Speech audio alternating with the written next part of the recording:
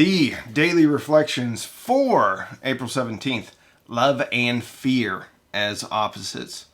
All these failings generate fear, a soul sickness in its own right. That is from the 12 and 12, page 49. Fear knocked at the door. Faith answered. No one was there. I don't know to whom this quote should be attributed, but it certainly indicates very clearly that fear is an illusion. I create the illusion myself. I experienced fear early in my life, and I mistakenly thought that the mere presence of it made me a coward.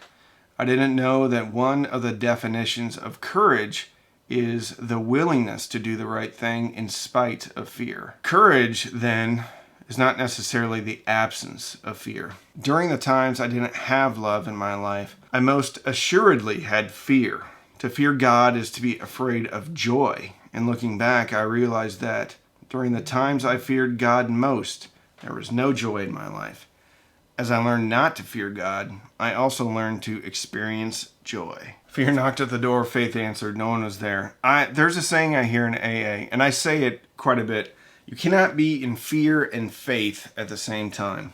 And while that is a little bit ambiguous, I understand the concept. Because if we are doing what we believe we should be doing and leaving the results up to God, then we shouldn't be fearful about a certain outcome or certain situation. I don't remember what part in the big book it's in, but it says, basically don't pray for yourself unless other people can be helped. Now trust me, there's a lot of times in my prayer life where I'm trying to negotiate something good for me because it will also benefit others. But what I'm getting at is we're not supposed to pray for ourselves. So I shouldn't be praying, oh my goodness, I pray that this situation goes away. Because then it follows up with, we should pray for God's will to happen in our life. And lately I've noticed that within the last year, at least, if I am freaking out about something that I don't know what the outcome is going to be, I have been praying for God's will in my life. So for instance, let's say someone's suing me because I put out a bad review,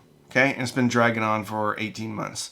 Instead of, God, make this go away, I say, God, I pray that your will be done in this certain situation. And over time, it takes the fear out of it because I have faith that it's going to work out.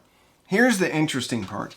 Even if it doesn't work out as I want it to, even if it's a very difficult situation or a difficult outcome that I didn't want, I truly believe that that is God's will, because anything that's real and truly transformative only happens through really difficult situations, which going into it, we're never going to pray for.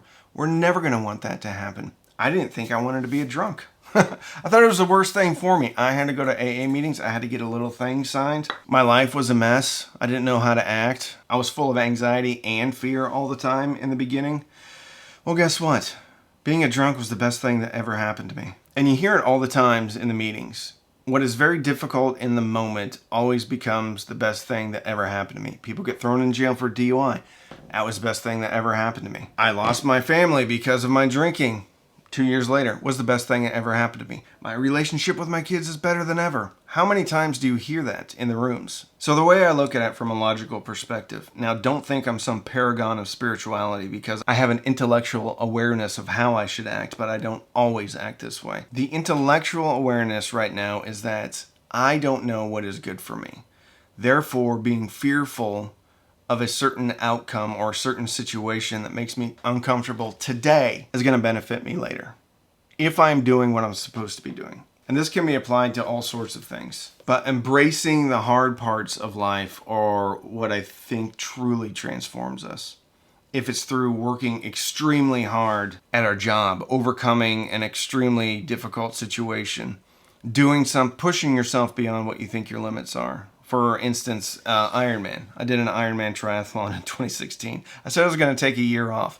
That was 9 years ago. But I did a full Ironman. It took me 15 and a half hours. 2 years prior to that, I was fat, out of shape, and had never run more than a mile and a half in my life. But I wanted to push myself. I wanted to see what I was capable of doing. Now, it didn't happen overnight, but 2 years later, I was crossing the finish line in Louisville, Kentucky, after 15 and a half hours of Swimming I can't remember, about 2.5 miles, biking 112 miles, followed up by a full marathon afterwards, 15 and a half hours. That was very difficult.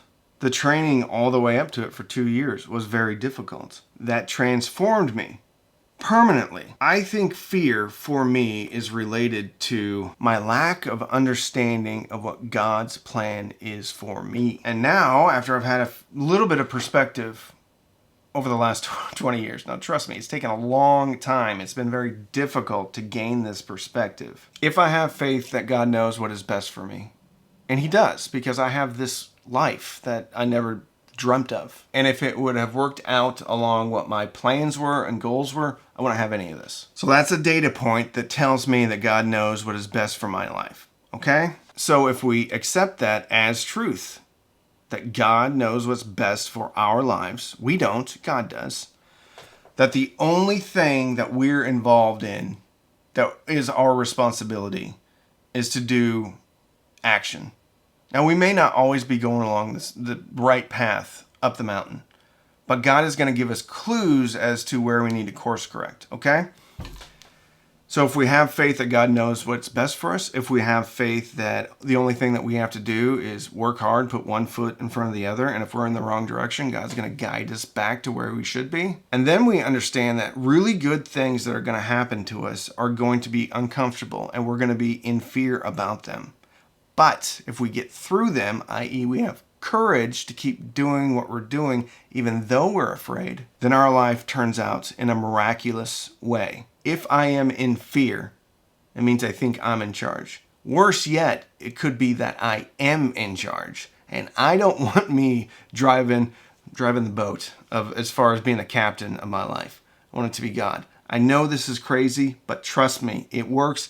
You see it all the times in the rooms. Just think of how many times you've heard, it was the best thing that ever happened to me. And that is the perfect proof that God's in charge if we let Him be. So we don't need to be fearful. We just have to have faith. So if you want to get sober, go to a meeting. Even if you're not sober, go to a meeting. Because I didn't want to be sober. I wasn't sober, but it slowly seeped in through osmosis. Regardless, if you're drunk or if you're in recovery, I hope you have a great day. Love you so much. Like and subscribe.